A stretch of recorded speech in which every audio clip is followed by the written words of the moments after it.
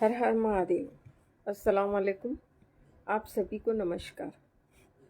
मैं क्षमा परवीन समान अधिकार आयोग के पेज पर लाइव आने जा रही हूँ। आप सभी को ज्ञात रहे। आप सभी जानते हैं कि हम हमेशा यहाँ पर लाइव आते हैं। तो क्यों आते हैं, हमारा मेन मोटिव क्या है? हमारा मेन मोटिव है 498A DV 125 376 374 375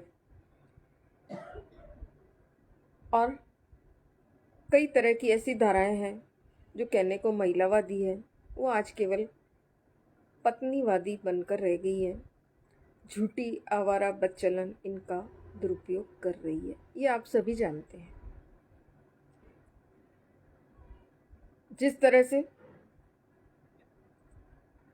किसी लड़के की शादी होती है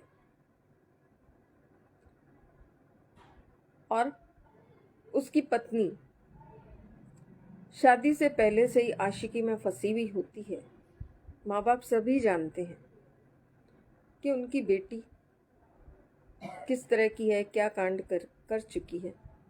लेकिन फिर भी कोई सीधा साधा परिवार, पैसे वाला परिवार, ऐसा परिवार जिसको उनकी बेटी द्वारा कोई गलत कदम उठाए जाने पर उन परिवारों को आसानी से फंसाया जा सके झूठे केसों में, घरेलू हिंसा में, लेकिन उल्टा उन्हीं पे इल्ज़ाम लगाकर उनको झूठे केस में फंसा दिया जाता है। इसी तरह के 498A 376 और केस लगते ही 125 तो लागू हो ही जाता है, करवा दिया जाता है। ये चीज़ें इस तरह की हैं कि जब कोई लड़की झूठे मुकदमे करती है तो उनके वकील बहुत ज़्यादा हिमायत करते हैं, क्योंकि कानून सारे उसी के लिए है। हर कोई वो धारा इस्तेमाल करेंगे।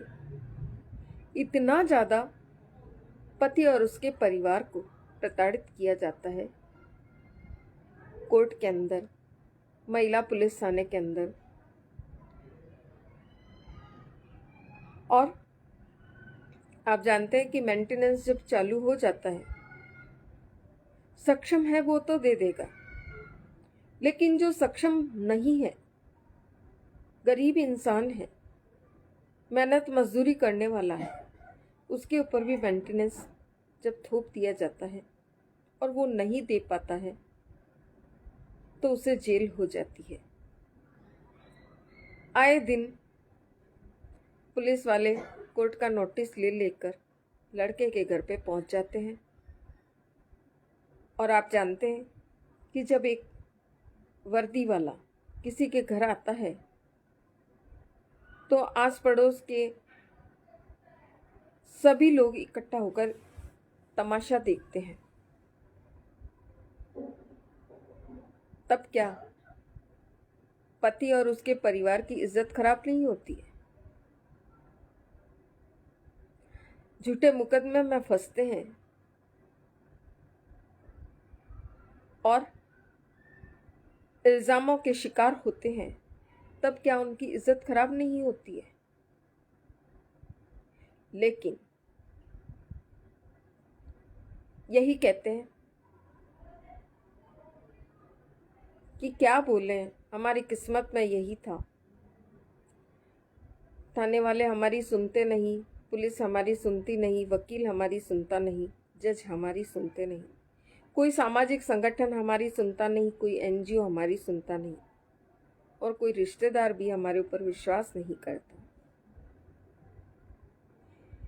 ऐसे ही लोगों से मैं कहना चाहती हूँ कि आपके लिए ऐसा कोई कानून नहीं जिससे आपके समर्थन में कार्रवाई हो या आपकी सुनी जाए। आपके परिवार की माँ, बहन, भाभी, मामी, चाची, नानी, बुआ, मौसी, दादी, इनकी सुनी जाए।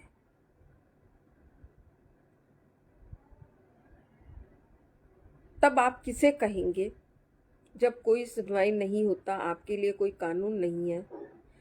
तो मेरा ये कहना है कि अपने लिए, अपने परिवार की सुरक्षा के लिए एक मजबूत कानून बनवाने के लिए आपको ही आवाज़ उठानी होगी, बोलना पड़ेगा, मुंह खोलना पड़ेगा। कहाँ? इस सोशल मीडिया पर। जब सभी जानते हैं कि कहीं सुनवाई नहीं होगी,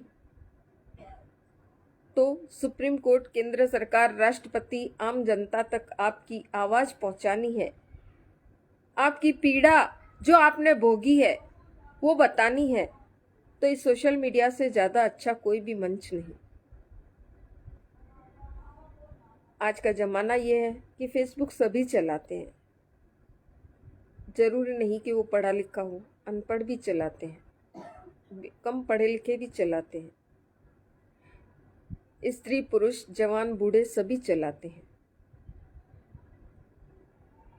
लेकिन इन लोगों ने क्या कर रखा है, इस सोशल मीडिया को एक एंटरटेनमेंट का जरिया बना रखा है और वही वो कर रहे हैं। तो आपको जगाना चाहती हूँ, आपके ज़मीर को जगाना चाहती हूँ कि सब कुछ देख रहे हैं, सुन रहे हैं, भुगत रहे हैं, फिर भी आप लोग खामोश हैं। आपकी खामोशी ही आज पुरुष और उसके परिवार के लिए एक कलंक बन गई है। आपकी खामोशी ही पुरुष और उसके परिवार के लिए कोई कानून नहीं बनने दे रही है। क्योंकि जब तक बोलेंगे नहीं तो सुप्रीम कोर्ट, केंद्र सरकार, राष्ट्रपति जी को क्या पता चलेगा कि हमने जो कानून थोपे हैं उनसे लोगों को पीड़ा हो रही है, हत्या, आत्महत्या का शिकार हो रहे हैं, तन मन धन से बर्बाद हो रहे हैं। आप चाहते हैं कि उनको पता चले तो बोलिए।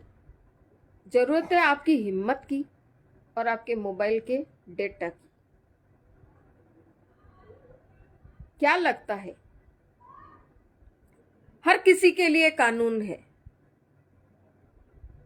जैसे 70 से ज्यादा कानून तो केवल महिलावादी, वो आज केवल कहने को महिलावादी है, लेकिन वो पत्नीवादी कानून बनकर रह गए। पेड़ पौधों के लिए, जानवरों के लिए, हर चीज के लिए कानून है। तो आपके लिए क्यों नहीं? इतनी सी बात आपको समझ नहीं आती? अगर समझ आती तो खामोश नहीं बैठते। न जाने किसका इंतजार कर रहे हैं। आपको ये भी चिंता नहीं कि आने वाले भविष्य में आपके बच्चे की शादीशुदा जिंदगी खराब हो जाएगी आपके चुप रहने से। अगर आप चाहते हैं कि आपका बच्चा खुशहाल तरीके से शादीशुदा जिंदगी बिताए, आपके घर से आपके बेटे, बहू, बेटी, दामाद कोई भी झूठे केसों में ना फंसे या इनको कोई ना फंसाए, या इनमें से कोई नाजायज रिश्ते, लिव इन और समलैंगिकता में लिप्त न हो, क्योंकि यही सब चल रहा है। नाजायज रिश्ते, लिव इन, समलैंगिकता, अश्लीलता और नशा, ये चीजें बड़ी तेजी से फैल रही है। जिस सभ्यता, संस्कृति की विदेशी लोग इज्जत करते थे और मानते थे, वो आपने तो छोड़ दी, लेकिन विदेशी लोगों ने अपना ली। और आप लोग विदेशियों से नफरत करते हैं, लेकिन उनकी सभ्यता को अपनाते हैं। कभी सुना था कि हिंदुस्तान में ये नाजायज रिश्ते, लिव इन जैसी चीजें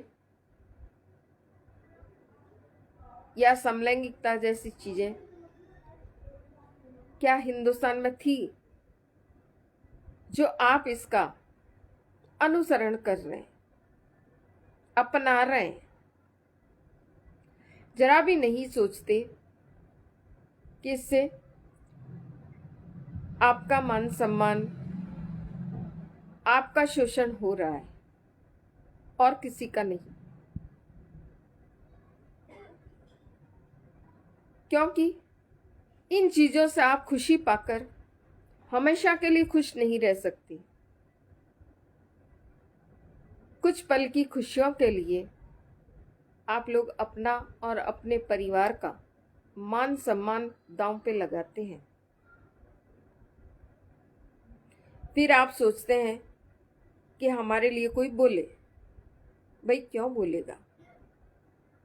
जो इंसान पीड़ा भोगता है, जब तक वो खुद नहीं आवाज उठाएगा तो दूसरा कोई भी आवाज नहीं उठाएगा। इसलिए जरूरत है हिम्मत और हौसले की, मोबाइल के डेटा की। आप किसी का इंतजार करते हैं कि कोई और बोलेगा तो हम उसके साथ बोलेंगे, या कोई और आपके लिए बोलेगा। जैसे कुछ दलाल वकील ऐसे हैं जो जिन्होंने ये एक तरह से धंधा बना रखा है, किसी को भी फंसाने का, और बड़े अच्छे तरीके से जिसको फंसाया जाता है उसके खिलाफ बड़े अच्छे तरीके से लड़ते हैं। और वही एक पुरुष का वकील होता है जो कहता है कि पुरुषों के लिए भी कानून है। बिल्कुल गलत। अगर ऐसा होता तो पुरुषों के उसके परिवार ने जो वकील किया है वो जीत क्यों नहीं पाता? बिना कुछ लेन देन के उसको इंसाफ क्यों नहीं दिला पाता? बिना समय को गंवाए उस पुरुष को इंसाफ क्यों नहीं दिलवा पाता? या उस झूठा केस करवाने वाली औरत को सजा क्यों नहीं करवा पाता? सोच कर देखें। कई ऐसे लोग हैं जो पुरुष आयोग की लड़ाई तो लड़ रहे हैं, लेकिन उनके मुंह से केवल पुरुष आयोग चाहिए, पुरुष आयोग चाहिए, यही निकलेगा। परिवारों के लिए कोई नहीं सोचेगा। सुरेंद्र जी वापस भेजिए, या तो डायरेक्ट भेजिए। आपका आइकन नहीं आया, भेजा था मैंने अभी। केवल पुरुष आयोग चिल्लाने से क्या पुरुष आयोग बन जाएगा? और कर क्या रहे हैं पुरुष आयोग या परिवार आयोग लाने के लिए? परिवार आयोग की बात तो केवल विशाल गौरव समान अधिकार आयोग, निर्मला दिनेश समान अधिकार आयोग, क्षमा परवीन समान अधिकार आयोग से ही परिवार आयोग की मांग उठाई जाती है, और कोई नहीं बोलता। क्योंकि और किसी को परिवार की जरूरत भी नहीं है। हर कोई इतना स्वार्थी बन गया है कि आवाज उठाते हैं पुरुष आयोग की या पीड़ित पुरुषों की लड़ाई लड़ने की बात करते हैं, लेकिन वो कैसी लड़ाई लड़ते हैं? इस तरह से उन पीड़ित पुरुषों को इकट्ठा कर कर उनके आगे अच्छा बनने की कोशिश करते हैं, जैसे उनके सिवा पीड़ित पुरुषों का भला कोई नहीं सोचेगा। उनसे पैसा भी लूटते हैं और झूठ भी बोलते हैं कि हम तुम्हारी लड़ाई लड़ेंगे, ये करेंगे, वो करेंगे, तुम्हारे ऊपर जो केस है उठवा देंगे, लेकिन कुछ नहीं करते। अगर ऐसा होता तो आज झूठे केसों की संख्या इतनी नहीं होती।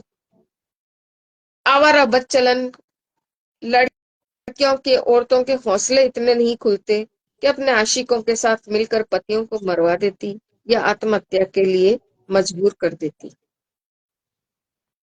केवल और केवल ऐसे लोगों ने पैसा कमाने का एक धंधा बना रखा है, जो कभी औरतों के लाइव में जाके गंदा बोलते हैं, कभी कहते हैं हमने अपनी माँ को पेला, कभी कहते हैं उसको पेला। न जाने क्या क्या इतने बदतमीज लोग शायद ही दूसरे कोई होंगे। ऐसे लोगों को क्या आप पीड़ित पुरुष कह सकते हैं या पीड़ित पुरुष की लड़ाई लड़ने वाले कह सकते हैं? मैं तो नहीं कहूंगी।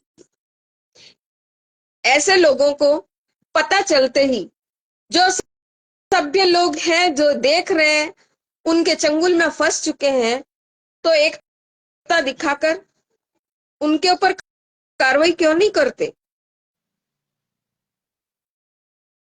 केवल चंद लोगों के आगे बोल देने से कुछ हासिल नहीं होने वाला। इस सोशल मीडिया पर भी ऐसे लोगों को एक्सपोज कीजिए और कानूनी कार्रवाई भी कीजिए कि देखिए इतने बदतमीज लोग जो पैसा लूटकर पीड़ित पुरुषों को एक तरह से ब्लैकमेल कर रहे हैं। न जाने अपने आप को क्या समझते हैं। हम चाहते हैं कि हर आम इंसान,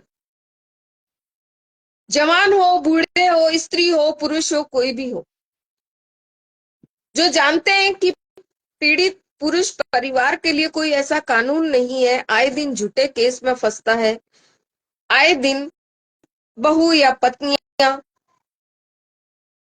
अपने आशिकों के साथ मिलकर अपने पतियों को मरवा रही है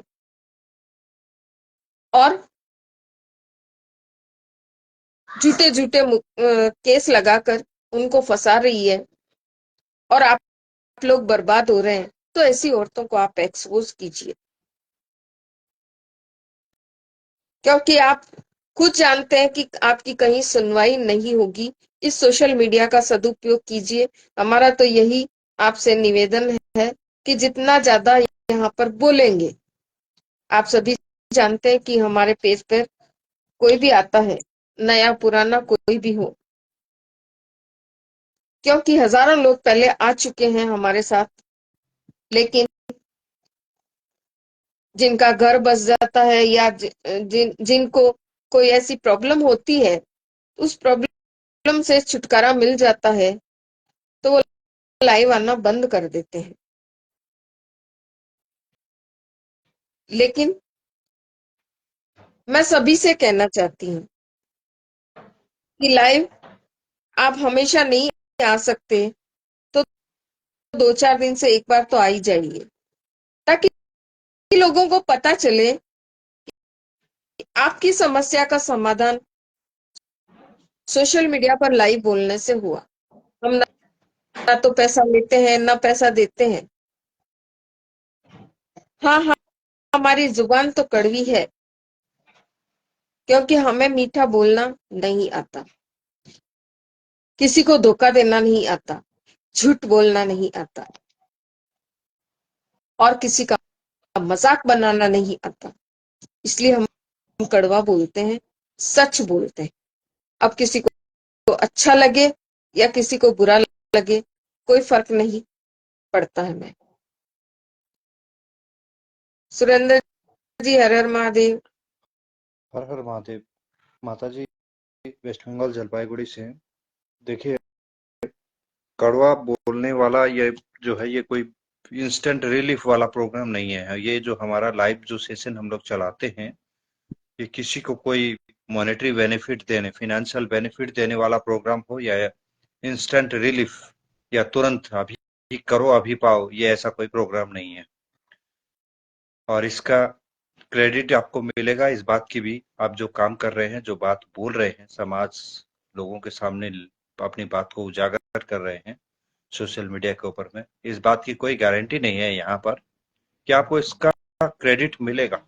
लेकिन आप अगर सच्चे दिल से, अगर आपके अंदर में ये भावना है कि हाँ, जो प्रताड़ना मुझे मुझे झेलनी पड़ी है, जो नुकसान मुझे झेलना पड़ा है, कानून की सही समझ नहीं होने और रिश्तों की सही समझ नहीं होने की वजह से, ये समझे कि एक किस्म से आंखों से पर्दा हटा है। ये इस चीज को हम लोग यहाँ पर उजागर कर रहे हैं कि पुरुषों के लिए आज कोई भी कानून नहीं है और आने वाले समय में पुरुषों के लिए और ज्यादा कठिन समय होने वाला है। क्योंकि अगर उच्च न्यायालय के द्वारा अगर कानूनों में अगर कोई संशोधन हल्का फुल्का भी होता है, या उच्च न्यायालय ये निर्देश भी देता है कि आप लोग फटाफट इन्वेस्टिगेटिंग ऑफिसर्स को या कोर्ट को कि बिना पूरी जांच पड़ताल के आप झूठे मुकदमे, इस तरह के मुकदमे 376 के हो, 125, 498 के, 406 के, इस तरह के मुकदमे आप दर्ज न करें तो और ज्यादा दर्ज होंगे। क्योंकि बहुत पहले ही उच्च न्यायालय ये चीज कह चुका है कि 498 में घरेलू हिंसा और दहेज उत्पीड़न के केस में 98% मामले झूठे ही आते हैं। इसके बाद भी ये केसेस की संख्या नहीं घट रही है। मतलब सीधी बात है कि ये पब्लिक प्रोसिक्यूटर्स और इनकी जो थानेदार की इन्वेस्टिगेटिंग ऑफिसर्स की साठगांठ आपस में है। और इन्हें तलाश है बदमाश महिलाओं की, घटिया महिलाओं की, जो अपने घरों को, अपने पुरुषों के खिलाफ अपने हस्बैंड और उनके परिवार वालों को पैसा लूटने का एक जरिया बना सके। तो इसमें अगर कोई सोचे कि आने वाले समय में केसेस की संख्या घटेगी या परिवर्तन आएगा समय में, या आज हमारे साथ जो घटा है कल औरों के साथ नहीं घटेगा, इसकी तादाद लगातार बढ़ेगी। आपको इसके सही डेटा के बारे में या जानकारी ले ना ले, लेकिन इसको सोशल मीडिया के ऊपर में या मेन स्ट्रीम चैनल के ऊपर में दिखाया जाए ना दिखाया जाए, बताया जाए, या कोई न्यूज़पेपर चैनल इसको, पेपर्स इसको कवर करे ना करे, लेकिन माताजी मेरा एकदम बिल्कुल साफ अनुमान है कि ये एक जोरदार जरिया है वकीलों के लिए, पुलिस वालों के लिए, पैसे ऐंठने का, पैसे कमाने का। आपको आपके ऊपर में जैसे ही झूठे मुकदमे दर्ज होंगे, आप अगर वकीलों के चक्कर में ज्यादा रहेंगे, उनकी जो है बातों को सुनते रहेंगे, तो आपकी जल्दी जल्दी डेट होगी। और जितने पैसे आप उनकी जेब में भरेंगे, उतने ही प्रताड़ना आपको और ज्यादा मिलती रहेगी। विशाल जी ने भी इस चीज के ऊपर में लगातार कहा है, और मैंने भी इस चीज को बहुत जल्दी महसूस कर लिया था कि यहाँ पर पुरुषों के लिए कुछ निकल के आने वाला नहीं है। 125 ये 498 में या 376 के केसेस, इस तरह के महिलावादी जो केसेस हैं, बिल्कुल एकदम, लेकिन आपको कोई भी ये चीज नहीं बताएगा। हमारे या लाइव सेशन के जरिए के अलावा हमारे बातचीत कड़वी लगे या अच्छी लगे आपको, या इसमें कोई रिजल्ट ओरिएंटेड गारंटी, या किसी के लिए सरकार, कानून, प्रशासन इतनी जल्दी हमारी बात सुनेगा या समाज के लोग जागरूक होंगे, ये बात को हमें नहीं पता है। क्योंकि व्यूअरशिप कितनी आती है इससे, या लाइक्स कितने आते हैं, या इसमें कमेंट कितने आते हैं, क्योंकि लोगों को ये सब्जेक्ट जो है, ये पारिवारिक मामला ही, या लोग समझना ही नहीं चाहते, इस बारे में लोग चिंतन ही नहीं करते। जब तक आप इस बात पर चिंतन नहीं करेंगे कि हमारी सरकारें जो है 90, जो पुलिस फोर्स है वो 90% महिलाओं को प्रोटेक्शन दे रही है, गलत महिलाओं को, बदमाश महिलाओं को, बदचलन महिलाओं को ही प्रोटेक्शन दे रही है, क्योंकि वही एकमात्र है जिनके जरिए सोर्स ऑफ इनकम बनता है। अच्छे पुरुष हो या अच्छे महिला हो, अच्छे लोगों के लिए इस तरह के कोई भी कानून यहाँ पर है नहीं। तो हमारा मकसद ये कि आप लोग बातों को, जो लोग इस वीडियो देखते हैं, जल्दी से जल्दी इस चीज को समझ लें। और पुरुषों को क्या करना है, पुरुषों को इस प्लेटफॉर्म के जरिए, सोशल मीडिया के जरिए लाइव आकर अपनी बातों को रखें और सरकार, कानून, प्रशासन तक आह्वान करें कि हमें एक मजबूत कानून या एक समान कानून, समान आयोग की दरकार है। महिला एवं पुरुषों के लिए एक समान, अगर महिला दोषी है तो महिला को सजा, पुरुष दोषी है तो पुरुष को सजा, या जो महिला झूठे मुकदमे दर्ज कराती है या पुरुष की में आखिर तक ट्रायल में अगर कुछ निकल के नहीं आता, तो वो महिला को भी उतना ही दोषी करार दिया जाएगा जितना कि उसने आरोप लगाए। जो आरोप उसने लगाए हैं उतना ही संगीन गुनाहगार उसको होगा, और उसके लिए आजीवन कारावास हो या फांसी हो, इस तरह की सजा होनी चाहिए। लेकिन ये कब होगा? ये तब होगा जब हम जो सिस्टम बताते हैं, जो उपचार बताते हैं, उन उपचारों को के ऊपर अमल किया जाएगा। सरकारें हमारी बातें सुनेंगी, या लोगों के जरिए, सोशल मीडिया के जरिए सरकारों पर इस किस्म का दबाव बनाया जाएगा। हर पिटीशन ये लगाया जाएगा नार्को टेस्ट के लिए, ब्रेन मैपिंग या पॉलीग्राफ के लिए, ताकि चीजें बारीकता से, दोनों पक्षों का नार्को टेस्ट हो, ताकि चीजें कम समय के अंदर में जल्दी से जल्दी अच्छी चीज मैंने बारीकता से निकल के आए। जहां तक मैंने बात की सोर्स ऑफ इनकम की, सोर्स ऑफ इनकम खत्म कर दिया जाए कि वकीलों का एक सोर्स ऑफ इनकम बन रहा है। वकीलों की, परिवार वालों की, एनजीओ की नो एंट्री होना चाहिए। महिला अपना पक्ष खुद रखेगी और पुरुष अपना पक्ष खुद रखेगा। जिसका रेप हुआ है वो खुद रखेगा, जिसने किया वो खुद, या जिसने झूठे मुकदमे दर्ज कर, जिसने 498 का केस लगाया है जिस पुरुष के ऊपर, वो अपना पक्ष रखेगा। और जो पत्नी ने जो केस लगाया है वो अपना पक्ष बिना परिवार वालों की, एनजीओ की, सोशल किसी ऑर्गेनाइजेशन की या वकीलों की मदद, बिल्कुल वकीलों की नो एंट्री, एंट्री के ऊपर में रोकथाम होने चाहिए। अब जो महिला ये क्लेम करती है कि उनके साथ उत्पीड़न हुआ है, उनके साथ में बदसलूकी हुआ है, उनका मोलेस्टेशन हुआ है, एसमी2 जैसे वारदात हुई है उनके साथ किसी भी किस्म की, वो महिला फैमिली कोर्ट में अपनी बातें खुद रखेगी। कोर्ट को एक नैतिक जिम्मेदारी दी जाए कि इतने समय के अंदर में आपको न्याय देना होगा। फैसला नहीं, न्याय जो जो फैसला होगा खुले आसमान के नीचे होगा। महिला एवं पुरुष अपनी बातें रखेंगे सामने, तभी जाके चीजें संशोधन होगा। इस बात के ऊपर में कोई चिंतन कर रहा है या नहीं कर रहा है, अगर नहीं कर रहा है तो उनकी भी सामत आने वाली है बहुत जल्द।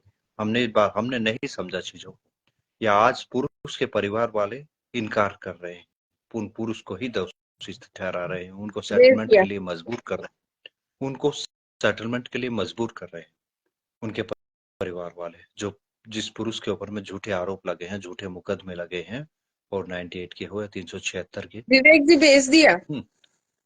उनको जो मजबूर कर रहे हैं परिवार वाले, ये बात को आप समझिए कि भैया ये जो है, ये षड्यंत्र के खिलाफ आवाज उठाने की आवश्यकता है, षड्यंत्र को समझने की आवश्यकता है, उस परिवार वालों से दूरी बनाने की आवश्यकता है, उस परिवार वालों को एक्सपोज करने की आवश्यकता है। एक एक्सपोजर की जरूरत है, ना कि हमदर्द की। अगर आप उसके साथ सेटलमेंट करेंगे तो उनको एक लाइसेंस देंगे, उनका हमदर्द बनेंगे, तो वो अगला घर फिर इधर तो है, उजाड़ेगा, मैंने पुरुष को फिर प्रताड़ित वापस करेगा। भेज दी थी। भेज दिया। यही है सोशल मीडिया, ये प्लेटफॉर्म है। आज के दिन में सबसे पॉपुलर प्लेटफॉर्म यही है, यही एक माध्यम है जिसके जरिए आप अपनी टाइमलाइन से आकर बातों को रखें। लोगों को अगर समझते हैं तो अच्छा, अगर नहीं समझते हैं तो आप अपना कर्म कर रहे हैं।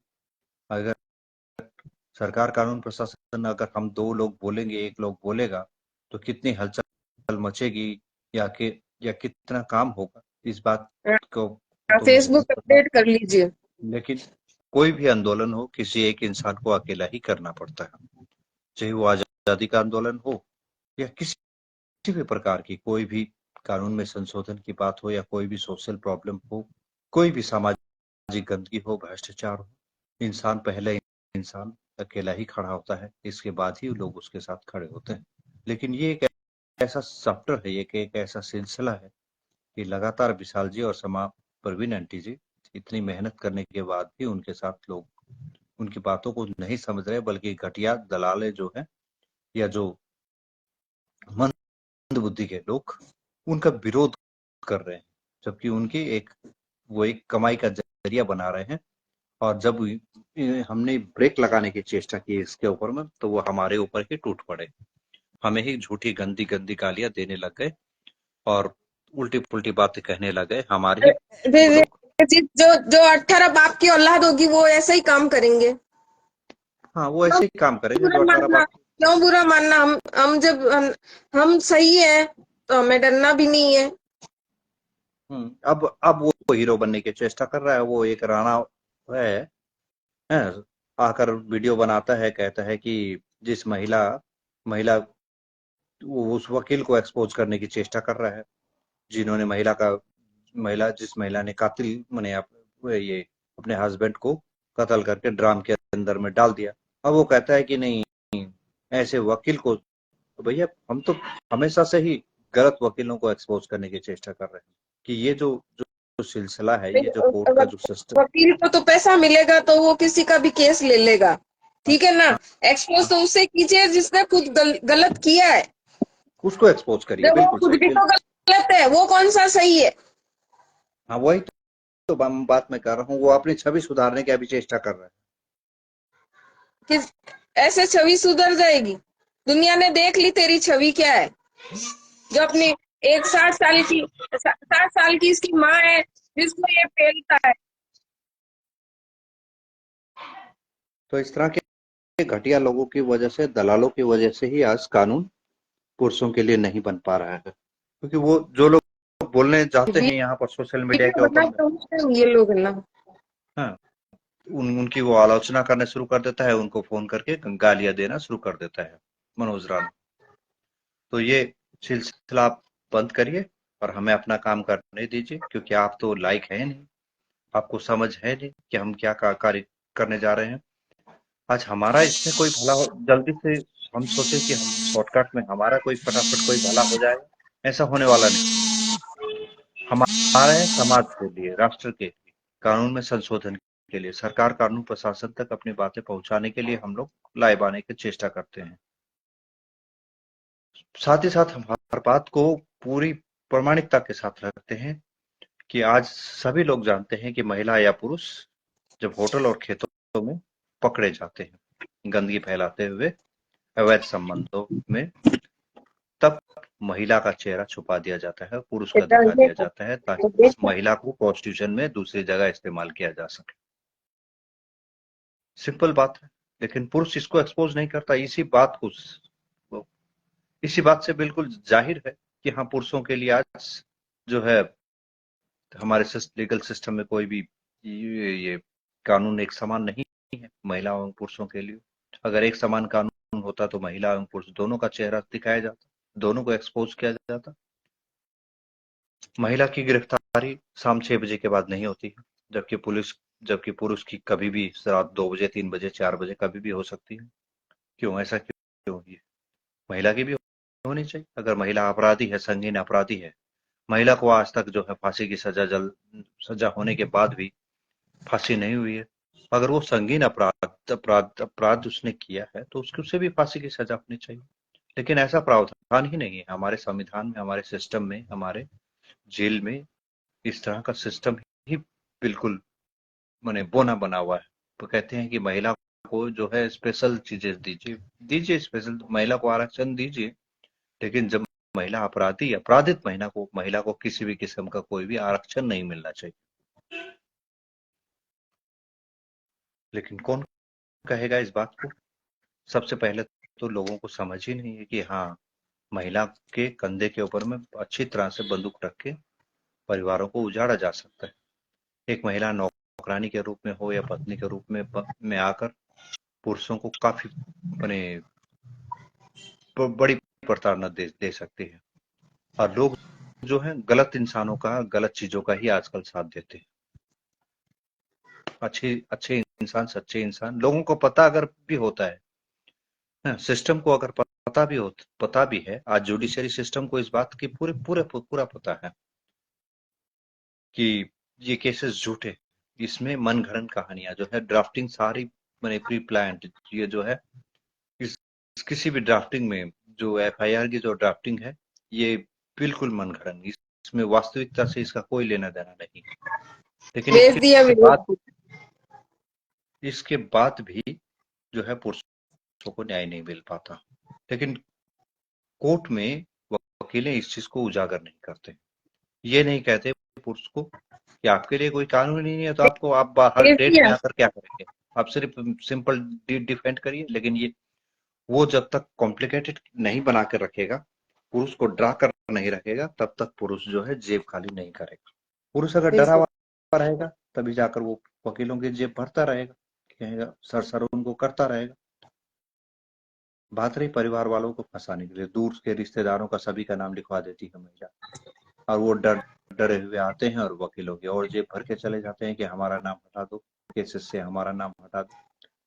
भेज मैं तो कहता दिया हूँ मैंने। लिखो नाम। ज्वाइनिंग का भेज तो दिया, पता अच्छा, नहीं, या तो नेटवर्क की वजह से तस्वीर, होगा, क्या पता। माता जी मैं आपकी छवि नहीं देख पा रहा हूँ। हाँ, हाँ, तो मैं भी नहीं देख पा रही। आप भी नहीं देख पा रहे। वापस भेजा अच्छा, तो कौन कौन ज्वाइन हो रहा है? विवेक विवेक जी क्या? विवेक गुप्ता? विवेक अग्रवाल जी। हाँ हाँ हाँ, आते थे हमारे साथ पहले भी बहुत। नहीं, यहाँ तो लाइव भी नहीं दिखा रहा है, आइकॉन भी नहीं दिखा रहा है। हम इस पेज पर कुछ डिमांडें लेकर आते हैं, जिस तरह होटलों और खेतों में पकड़े जाने वाली महिलाएं और लड़कियां, इनकी पहचान और चेहरे न छुपाए जाए। अगर कोई महिला जुर्म करती है तो शाम 6 बजे के बाद भी उसकी गिरफ्तारी हो। बॉम्बे हाईकोर्ट और सुप्रीम कोर्ट कहता है कि वेश्यावृत्ति एक बिजनेस है, कोई भी महिला इसे अपनी मर्जी से कर सकती है, पुलिस उससे परेशान ना करे।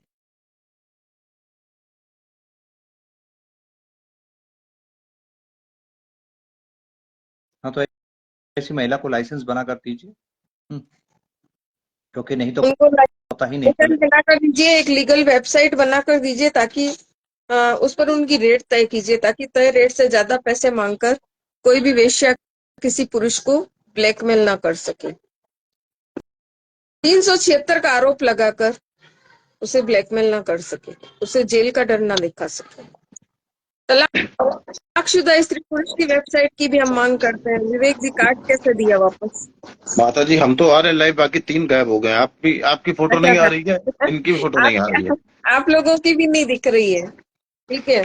तलाकशुदा स्त्री पुरुष की वेबसाइट की भी हम मांग करते हैं कि आजकल लुटेरी दुल्हनों का जमाना है, पता भी नहीं चलता किसको किस वजह से तलाक हुई, किसके घर का कचरा है, किसके घर और आगे जाएगा, पता भी नहीं चलता। कितना घर लूटा, कितने जनों को लूटा। इसलिए हम इस तलाकशुदा स्त्री पुरुष की वेबसाइट की मांग करते हैं। महिला पुलिस थाने का नाम बदलकर सिर्फ और सिर्फ बहु पुलिस थाना रखा जाए, क्योंकि वहाँ सिर्फ सुनवाई सिर्फ बहुओं की होती है, औरों की नहीं।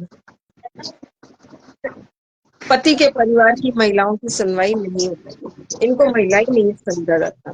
हिंदुस्तान के अंदर जितने भी महिला पुलिस थाने हैं, उन सभी की कार्रवाई सिर्फ और सिर्फ सुप्रीम कोर्ट की निगरानी में हो। कार्रवाई लाइव टेलीकास्ट के जरिए घर घर तक पहुंचे। कार्रवाई खुले आंगन या खुले आसमान के नीचे, लड़का लड़की का बयान रिकॉर्डेड हो, लड़का लड़की का नार्को टेस्ट हो, लड़का लड़की बिना किसी एनजीओ, बिना किसी वकील, बिना किसी पारिवारिक सदस्य की मदद लिए अपनी दलीलें खुद रखे। पारिवारिक न्यायालय के अंदर वकीलों की एंट्री बंद कर दी जाए। बोलिए सुरेंद्र, विवेक जी आप बोलिए। विवेक जी आप बोलिए, आवाज ही नहीं आ रही है। ठीक है, इसी के साथ जो है हम लोग अपनी बातों को, हमारी आवाज के साथ अपनी आवाज को बुलंद करिए। इसी के साथ इस वीडियो को तो हम आइए, यहीं। नार्को टेस्ट, आरोपी प्रत्यारोपी दोनों का ही नार्को टेस्ट अगर अनिवार्य कर दिया जाए, इसी मांग के साथ हमारी आवाज के साथ अपनी आवाज को बुलंद कीजिए, इतना ही कहना चाहती हूँ। जय हिंद, जय भारत।